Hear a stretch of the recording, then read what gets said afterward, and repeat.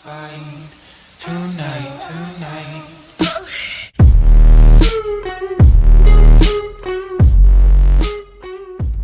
Hey, what's going on, everybody? Jade up here. Today's video is going to be over my two-handed stamina sorcerer build that I've been using in the last 5 videos that I've made, which are the 2-man hard mode veteran dungeon completions that I've done with Q.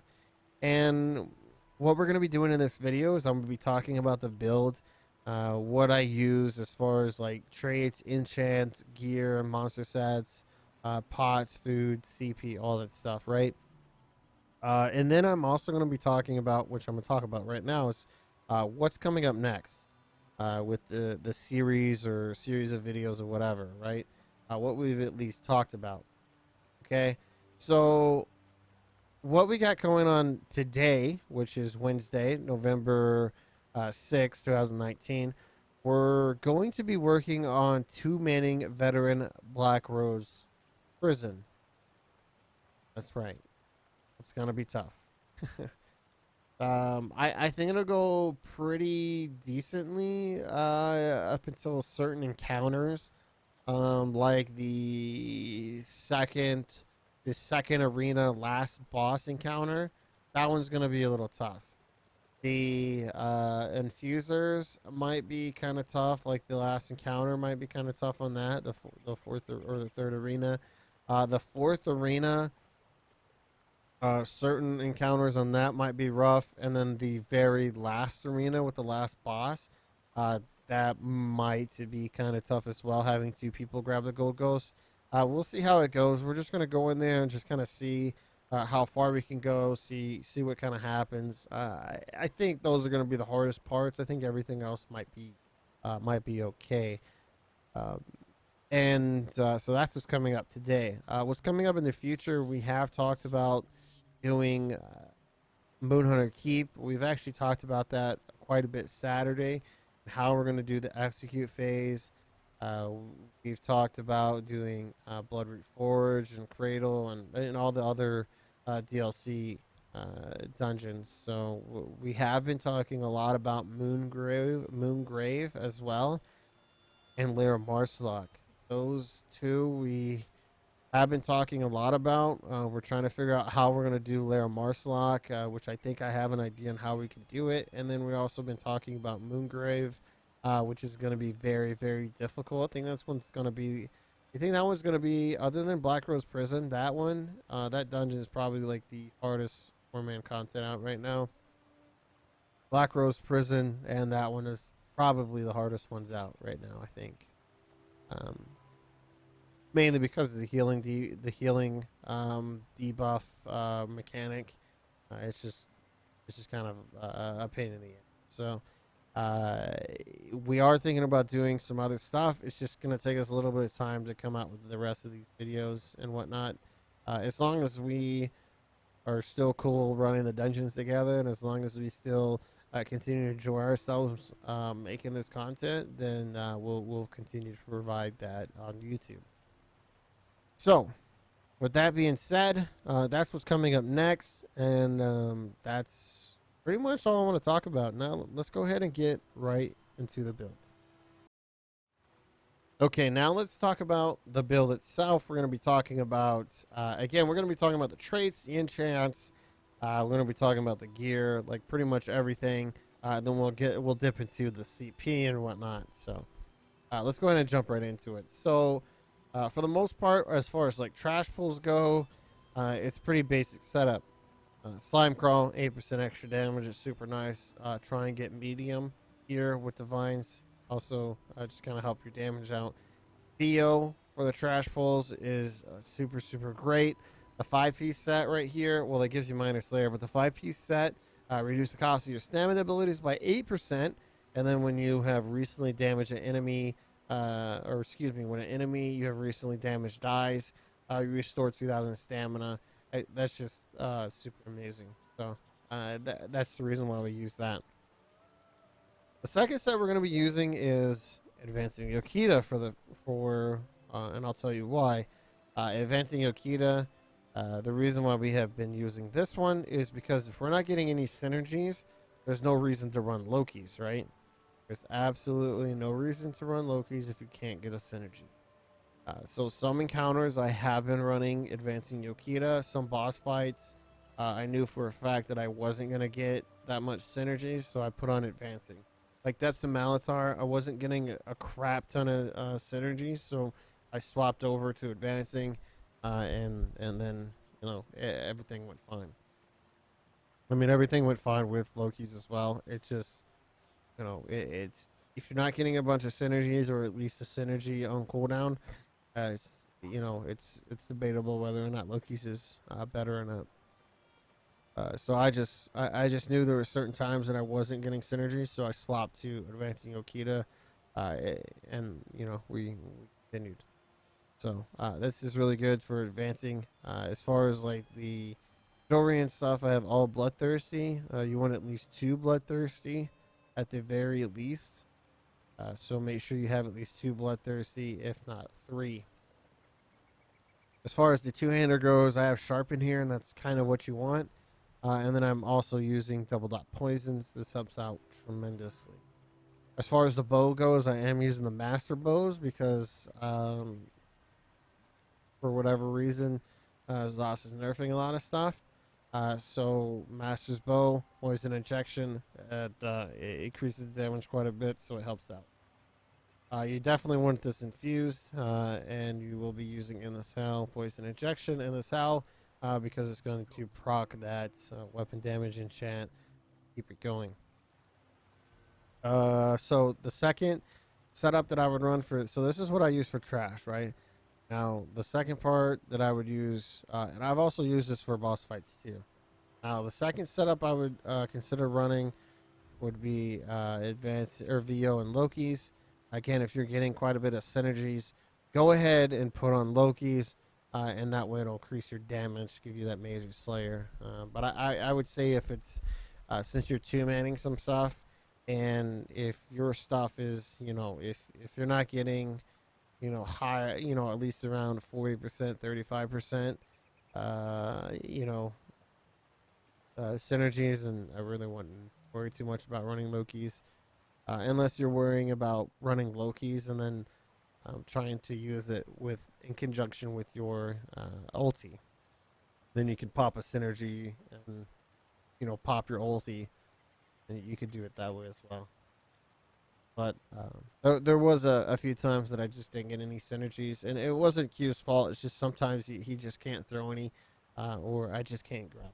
So it's just better. You just gotta work as a group to figure out what you need.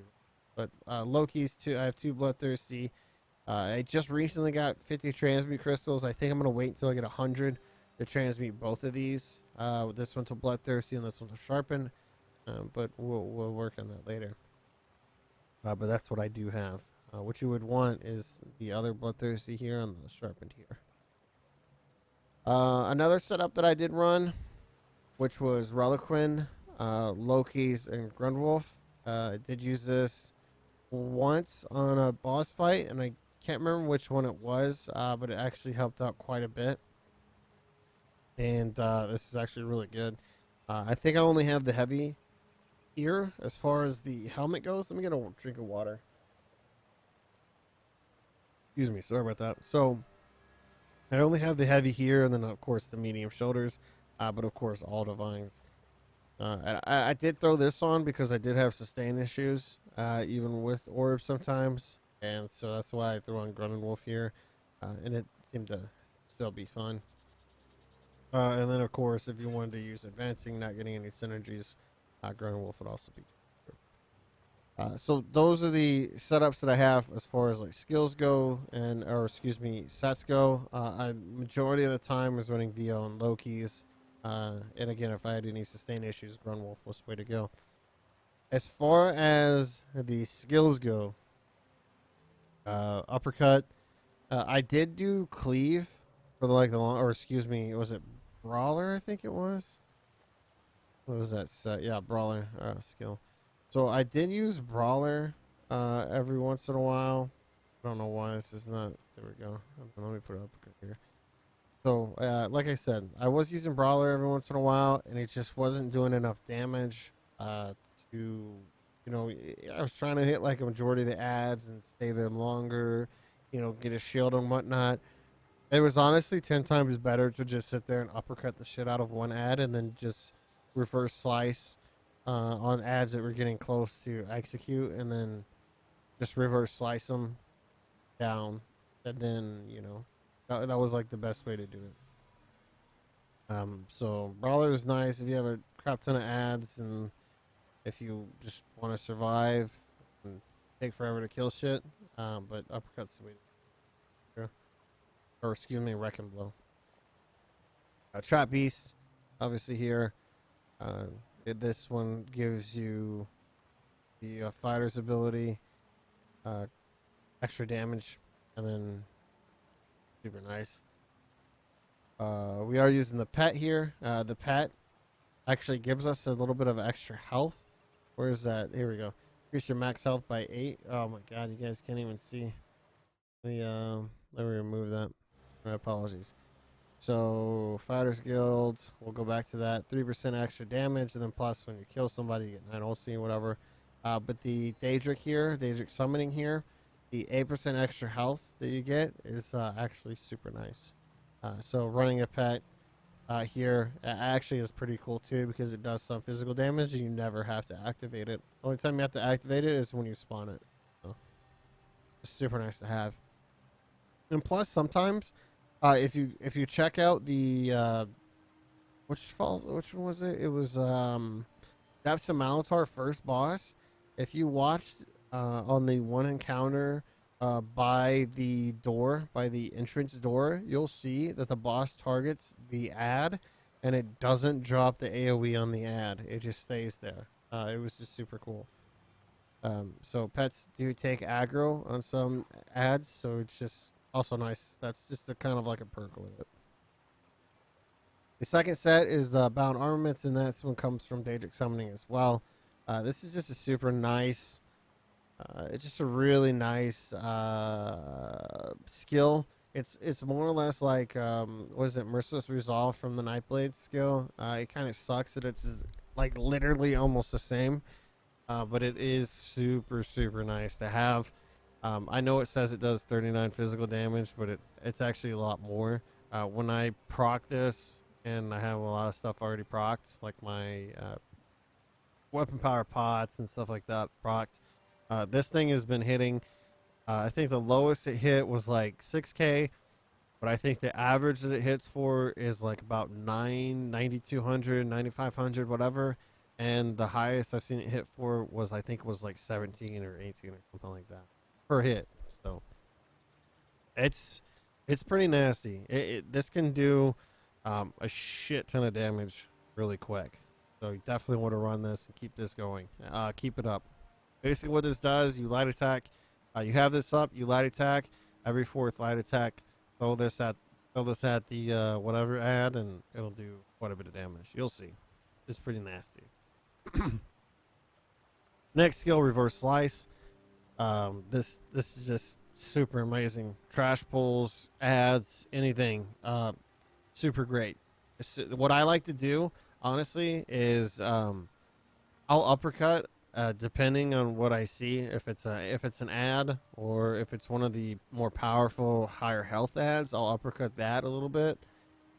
And whenever I see any ad at 30% or 35%, I will reverse slice the shit out of them, and I will reverse slice them until they're dead.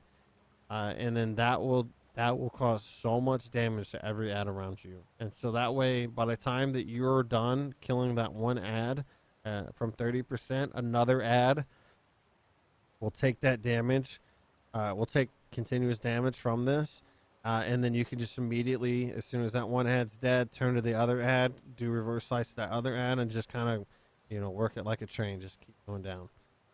Obviously, keep up in this hail and hurricane. And in trash pulls, I only do endless hail, hurricane. I'll do poison injection on bigger ads, but you don't really have to.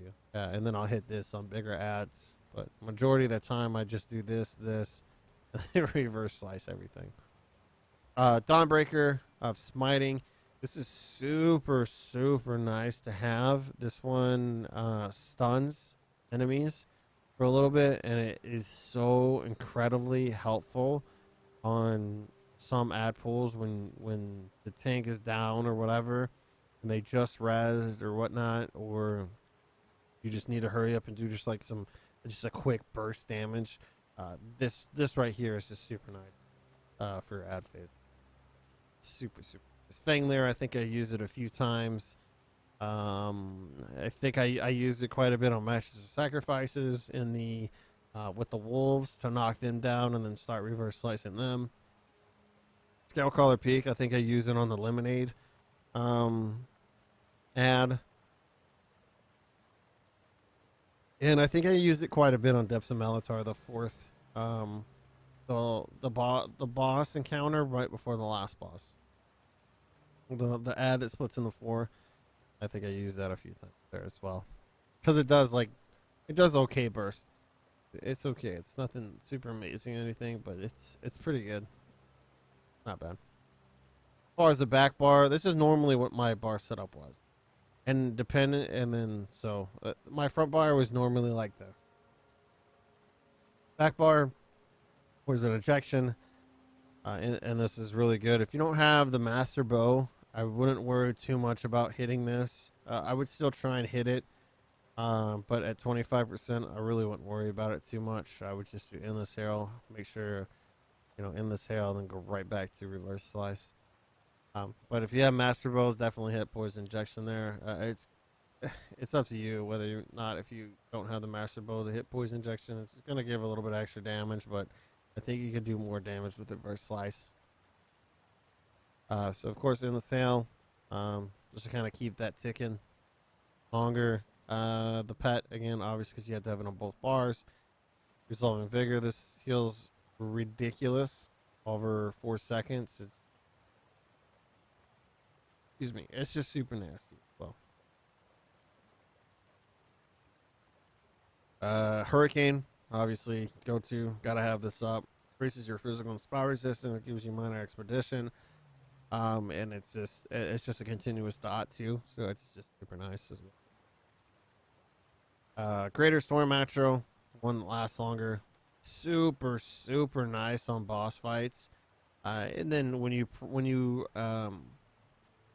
then you can have the tank proc this, and then it gives you and an ally minor berserk, so major berserk, so it's super. Now, this is pretty much what I ran the entire time. There was a time where I put on crit surge on certain fights, but for a majority of the fights, I was using resolving vigor. Ad phases, sometimes I would use crit surge. It really just depends. And crit surge is super nice because it gives major brutality, and then it heals you every 1 second. Anytime you do a critical damage, it'll heal you for 3,300. Super nice.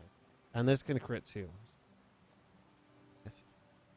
As far as like another setup that I have been running, is this setup if I need some stain sets or whatnot.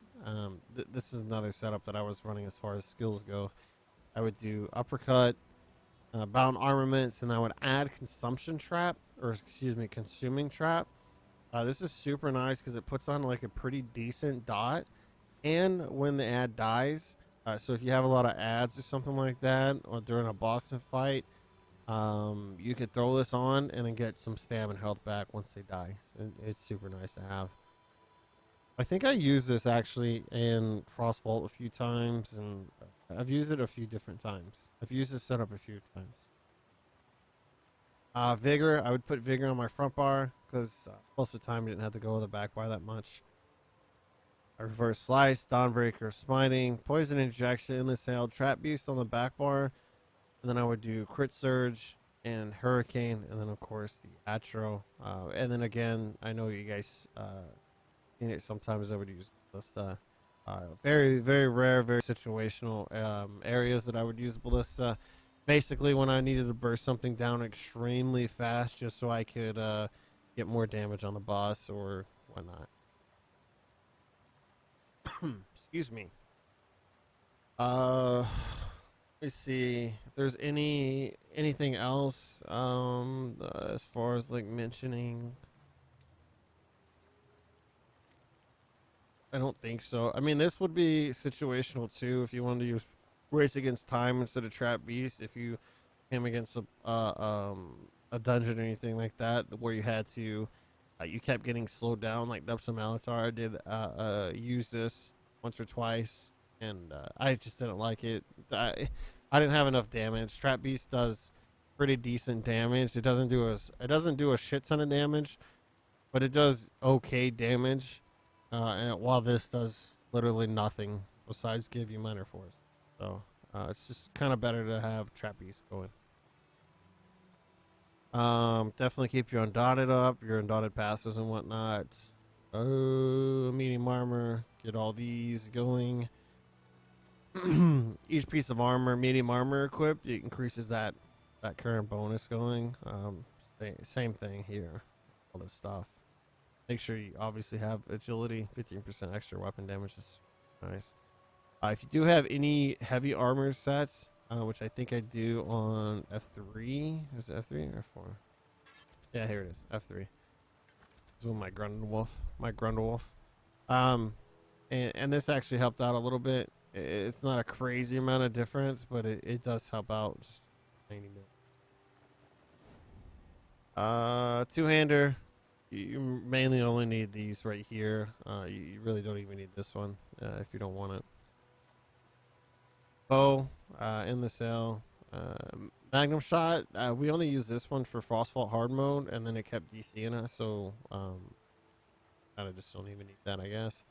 I guess if you don't have the Maelstrom bow, or you don't have the Master bow, and you're having some issues with healing and whatnot, you could put on Draining Shot and get some health that way, some extra health that way. Definitely would take all the passives here.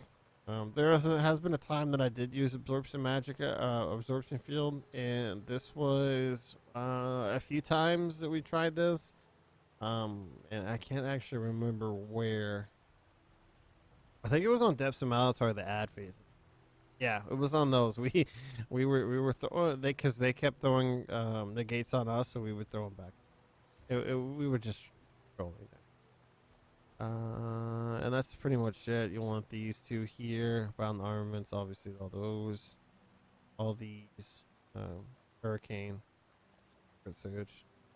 The only thing with Stam Sorcs is you have no spammable healer. Well, I guess this would count as one, but you don't really have any abilities here that count as Stam. All right, let's jump into consumables that I'm running. So obviously we went over the double dot poisons. These are super nice. You can put those on. Excuse me. Those on and those are super nice. You can also use the crown ones if you have the crown ones. They do the exact same. So this one lasts a little bit longer, I think. Yeah, lasts a little bit longer. But they're I mean it's still fine. Weapon power pots. The ones I use, major brutality, major savagery. Helps out a lot. If you have a Nightblade tank with you, they'll give minor savagery. So you'll get major and minor savagery, which is super nice. I have been still using lava food. Lava foot soup. It's just super nice. I've adjusted my health by 5 and put 59 into Stam here. And go ahead and eat. And this is what I come up with as far as like my stats. 9k Magicka, 17k health, and that's with obviously I mean that's just 5 in the attributes there. And then I think I have like 3 health enchants here. Yeah, 3 health enchants. And then recovery and whatnot. The thing about these 2-man dungeons and whatnot, like the Stam recovery is super, like it's kind of important there. Because the tank can't always sit there and throw you orbs, and you obviously have no healer to help you out, and so this just really helps you out. I mean, I guess the other thing you could do, would have like the tank run Symphony of Blades, but you know the tank needs to be selfish too, to an extent. So, you know, so lava foot is just super nice. You could probably use the buy stat if you could sustain, but dealing with a lot of that stuff being the only DPS and whatnot, lava foot's super nice. Is there anything else that I should go over? Guess I can just hover over these enchantments right quick. All weapon damage, double dot poisons, berserker enchant here, all stam except for your except for the head, chest, and legs. I think that's about it. Okay, let's go ahead and go into CP now. We'll start in the red tree. Or actually, you know what? Let's start in a blue tree. That's where everybody wants to start. We'll start with the astronaut. Put 56 in mastered arms, uppercut and stuff. 49 and the thaumaturge, 61 in precise strikes, 49 in the piercings, and 50 mighty. I don't know why I backed down on that. 72 into ironclad, 9 in the spell shield, 56 hardy LA defender. Actually, why do I have this like this?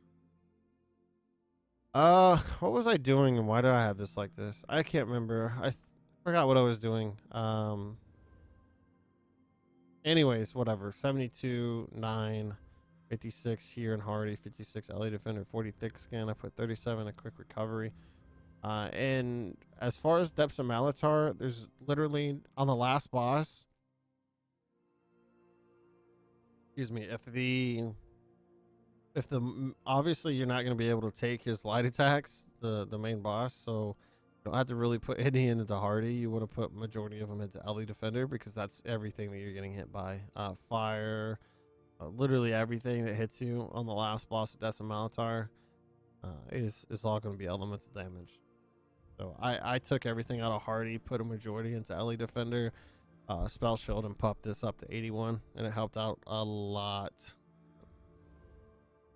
Green tree, I did 11 warlord, 3 sprinter, 6 bashing focus, 100 mooncalf for the stam recovery, 75 tenacity, gonna help out with the heavy attacks when I run low. 23 tumbling, which I might actually take out of tenacity and put more into here, but I'm fine with 23 tumbling and 52 shadow ward. And I think that's pretty close to covering everything. So the attributes again is 5 health, 59 stamina. This is what it looks like. Pretty much basic unbuffed with just food up. If we go ahead and if we buff up, and then we'll just go ahead and take a pot as well. So again, we're at 17. We're at 30k stamina on our front bar. 1800 stam recovery. That's with the pot going. We're at 4,000 weapon damage, 54% weapon crit. And then let's go ahead and we're at 17 and 16k physical spell resistance. Physical penetration is 3k, but of course that'll go up.